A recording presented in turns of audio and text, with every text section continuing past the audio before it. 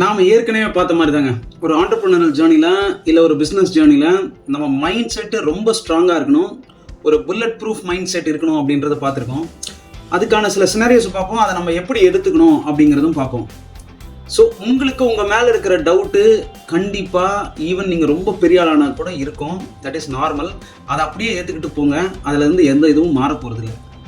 அதுக்கப்புறம் people are people அப்படின்னு சொல்லுவாங்க. ஸோ ஒரு காலத்தில் யாரோ ஒருத்தர் உங்களை they're going to let down, உங்களை கண்டிப்பாக அவங்க they're going to let down. அதை ஒரு பெரிய விஷயமா எடுத்துகிட்டு அதுக்காக ரொம்ப சீரியஸாக இருக்காதீங்க. அதை ரொம்ப பர்சனலாகவும் எடுத்துக்காதீங்க. நீங்கள் வேற, உங்கள் பர்சனாலிட்டி வேற, பிஸ்னஸ் வேற. ஒருவேளை பிஸ்னஸ் நல்லா போனால் அதை வச்சு ரொம்ப சந்தோஷமும் படாதீங்க. இல்லை பிஸ்னஸே சரியாக போகல அப்படின்னாக்கா அது எல்லாத்துக்கும் நீங்கள் தான் காரணம் அப்படின்னு ரொம்ப பர்சனலாக நீங்கள் எடுத்துக்காதீங்க. இது ரெண்டுத்துக்குமே ஒரே மாதிரி ரியாக்ட் பண்ண கற்றுக்குங்க. நீங்களும் பிஸ்னஸும் ஒன்றும் கிடையாது, நீங்கள் வேற, பிஸ்னஸ் வேற. அதே மாதிரி நம்மளை விட நிறைய பணம் வச்சிருக்கவங்க எல்லாரும் ரொம்ப ஸ்மார்ட்னு என்னைக்கும் நினைச்சிடாதீங்க. அதுக்கும் இதுக்கும் எந்த சம்மந்தமும் கிடையாது. பிஸ்னஸ் பார்ட்னர் உங்க கூட சீரியஸா இல்லை அப்படின்னு தெரிஞ்சா அவங்க பார்ட்னரா இருக்க வேண்டிய அவசியமே கிடையாது. ஸ்கின் இன் த கேம் அப்படின்னு சொல்லுவாங்க. அது இல்லாத யாரையும் நீங்க பிசினஸ் பார்ட்னரா வச்சுக்க வேண்டிய அவசியம் உங்களுக்கு கிடையாது. எப்பயுமே உங்களை பிஸியா வச்சுக்கணும் அப்படிங்கிறத விட ப்ரொடக்டிவா நீங்க எப்படி இருக்கிறது அப்படின்னு பாருங்க. பிசினஸ்ல அது ரொம்ப ரொம்ப முக்கியம். பிசினஸ்ல பிசினஸ் அப்படிங்கிறது எதுவுமே கிடையாது. எண்ட் ஆஃப் த டே அது எல்லாமே ஒரு பீப்புள் மேனேஜ்மெண்ட் தான். ஸோ உங்களுக்குள்ள இருக்கிற பீப்புள் மேனேஜ்மெண்ட் ஸ்கில்ஸை ரொம்ப ஸ்ட்ராங்கா டெவலப் பண்ணீங்க. இந்த சோ கால்டு பிசினஸ் அப்படிங்கிறது எதுவும் கிடையாது. ஒருவேளை நீங்க ஒரு டார்கெட் ரெவென்யூ நம்பர் வச்சிருக்கீங்க, அந்த ரெவென்யூ நம்பர் வந்தோடனே உங்க ப்ராப்ளம்ஸ் எல்லாமே சால்வ் ஆயிடும் அப்படின்னு பிசினஸ்ல கண்டிப்பா நினைக்காதீங்க. நீங்க அந்த நம்பர் அச்சீவ் பண்ணீங்கன்னா உங்களுக்கு வேற ப்ராப்ளம் ஆட்டோமேட்டிக்கா காத்திருக்கும். ஸோ அதனால ஒரு ரெவென்யூனால நம்மளுக்கு ப்ராப்ளம் சால்வ் ஆயிடும் அப்படின்னு என்னைக்குமே நினைக்காதீங்க. பிசினஸ்ல இது லைஃபுக்கும் பொருந்தும். எல்லாரும் சொல்ற மாதிரி தாங்க, ஐடியாஸ் எல்லாருக்கிட்டையும் இருக்கு. குப்பை மாதிரி எக்கச்சக்கமா ஐடியாஸ் இருக்கு. ஐடியா வச்சு இன்னுமே பண்ண முடியாது. பிசினஸ்லயோ இல்லை ஒரு ஸ்டார்ட் அப்லயோ ஒரு ஜேர்னிலையோ எக்ஸிகியூஷன் மேட்டர்ஸ் அப்படின்வாங்க. அப்படின்னாக்கா நீங்க அதை எப்படி திறன்பட செய்றீங்க, அதாவது ஒரு நேரம் எக்ஸிக்யூட் பண்ணிட்டு அது எக்ஸிகியூஷன் கிடையாது. ஸோ நீங்க அதை கண்டினியூஸா எப்படி எக்ஸிக்யூட் பண்றீங்க, அதே ஐடியா 100 பேருக்கு வந்துக்கலாம். அதை எப்படி நீங்க பெஸ்டா எக்ஸிக்யூட் பண்றீங்க அப்படிங்கறத பொறுத்து தான் இருக்கு எல்லாமே. உங்களோட ப்ராப்ளமோட சைஸ் நீங்க சம்பாதிக்க போற பணத்தோட சைஸுக்கு ப்ரொபோஷனலா இருக்கும்.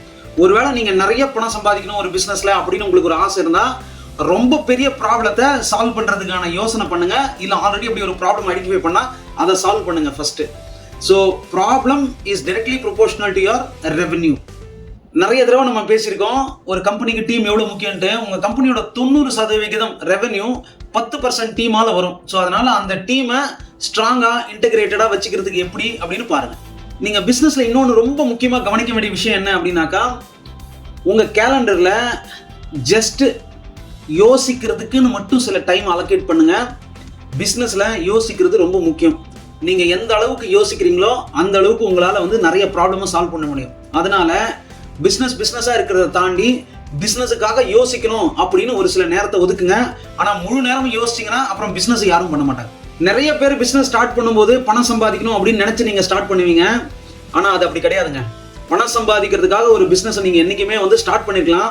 ஆனா அதை முடிக்கும் போது தான் தெரியும், இல்ல அந்த பணத்தை நீங்க அச்சீவ் பண்ணும்போது தான் தெரியும் இதன் மூலமா நம்ம இன்னும் எவ்வளவு விஷயங்களை நம்ம சாதிக்க முடியும் அப்படின்றது. It's a continuous game. Last but not the least, இப்போ நம்ம சொன்னது எதுவுமே பெரிய விஷயம் கிடையாது.